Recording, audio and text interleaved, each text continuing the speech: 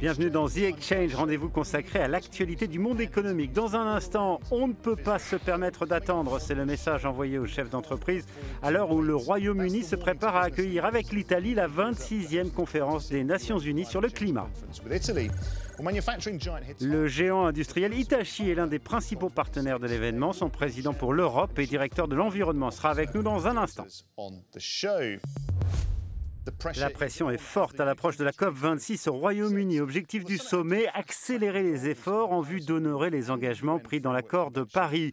Il s'agit notamment d'atteindre zéro émission de carbone d'ici à 2050 et de maintenir la hausse de la température mondiale bien en dessous des 2 degrés. Il s'agit aussi de s'entendre sur des protections pour les communautés et les habitats naturels, sur une enveloppe d'au moins 100 milliards de dollars par an pour le financement du climat et sur un engagement à travailler ensemble pour réaliser tout cela. Parmi les principaux partenaires de la COP, le géant Hitachi. Nous sommes en liaison avec son président pour l'Europe, Alistair Dormer.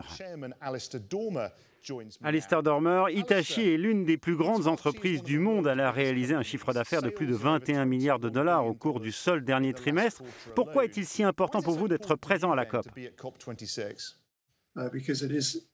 Certes, c'est une négociation entre gouvernements, mais de mon point de vue, il est très important pour nous d'être présents à la COP26 en tant qu'industrie ou entreprise leader pour s'engager auprès des acteurs clés, des décideurs clés et pour leur faire connaître nos capacités dans ce domaine, parce que je crois que nous ne sommes pas très forts pour communiquer sur toutes nos technologies dans les secteurs de l'énergie, de l'industrie, de la mobilité et du numérique.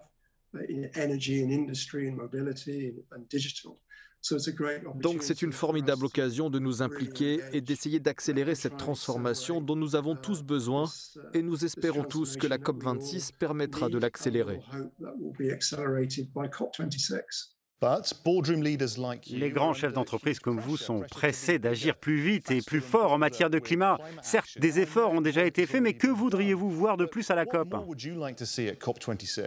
J'aimerais voir émerger des objectifs plus détaillés, des avancées concrètes et des éléments moteurs qui permettent vraiment d'impliquer les entreprises pour que nous puissions tous travailler ensemble et permettre cette transformation. Merci d'avoir été avec nous.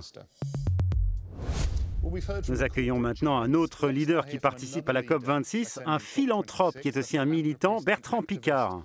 Bertrand, vous avez l'habitude d'assister à ce type d'événement. Quels conseils donneriez-vous à ces personnalités influentes qui se réunissent à Glasgow ?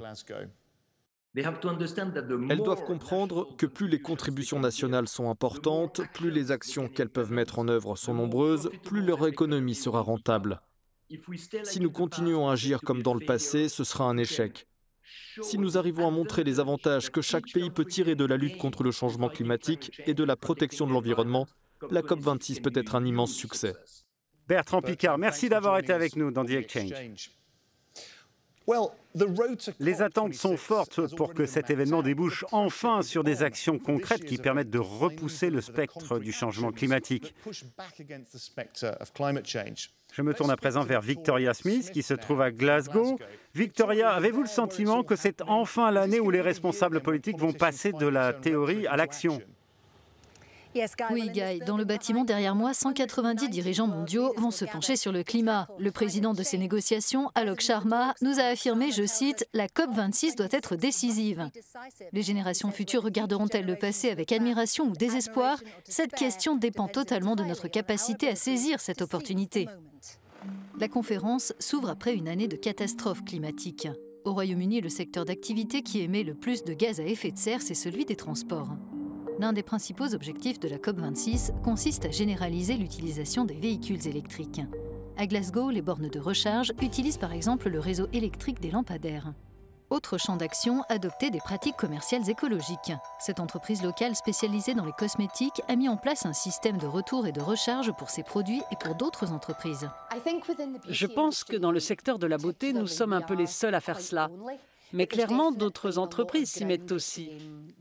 Par exemple, notre deuxième client à avoir ce système de retour et de recharge, c'est Unilever, l'une des plus grandes entreprises de soins cosmétiques au monde. Mais à travers l'Europe, les défenseurs de l'environnement appellent à l'action. D'autant que l'abandon progressif des carburants fossiles fournit des opportunités commerciales selon cette ONG. Nos propres recherches ont montré qu'il y a 3 fois plus d'emplois dans les industries vertes que dans les industries pétrolières et gazières actuellement menacées. Selon les scientifiques, une catastrophe climatique peut être évitée, mais seulement si le monde agit maintenant. La COP26 devra transformer ses engagements en action. Nous avons vu les manifestations. Donnons maintenant la parole à ceux qui pressent les patrons de grandes entreprises d'accélérer leurs efforts. Jonah Kalgren nous en dit plus depuis Berlin. Guy, le changement climatique est un thème majeur ici en Allemagne, en particulier après les inondations dévastatrices de cet été.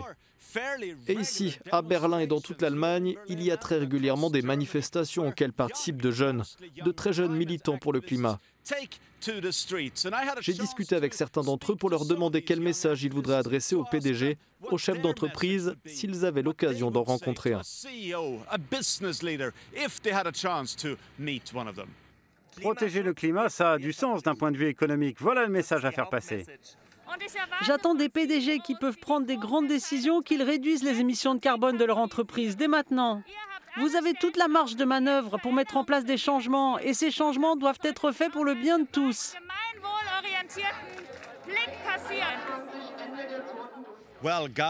Eh bien, Guy, comme vous venez de l'entendre, le message est on ne peut plus clair. Agissez maintenant, le plus vite possible. C'est dans notre propre intérêt d'arrêter cette catastrophe climatique. Alors que l'on attend des jeunes générations qu'elles trouvent des solutions, j'ai discuté avec un entrepreneur de 94 ans qui répond aux défis climatiques, Des Karen. Il estime que les jeunes ont plus de pouvoir qu'ils ne le pensent. Mais on commence avec le chanteur de Kaiser Chiefs, Ricky Wilson. Il mène un projet qui favorise la créativité des enfants dans les écoles pour lutter contre le changement climatique. Quand on travaille là-dessus avec les enfants, on se rend compte qu'on peut avoir de l'espoir pour l'avenir parce qu'on voit un tas d'émissions où l'on nous dit que c'est catastrophique. On nous fait peur pour susciter le changement. Mais le changement ne se fera que si l'on veut le faire pour nous-mêmes. Les gens ont tout le pouvoir qu'il faut entre leurs mains.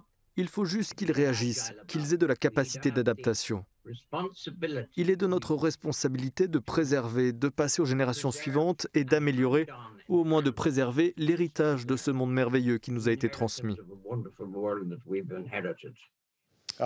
Un appel à l'action porteur d'espoir et intergénérationnel. C'est la fin de cette émission. Merci à vous. Rendez-vous sur euronews.com pour toute l'actualité business et à bientôt pour un prochain numéro de The Exchange.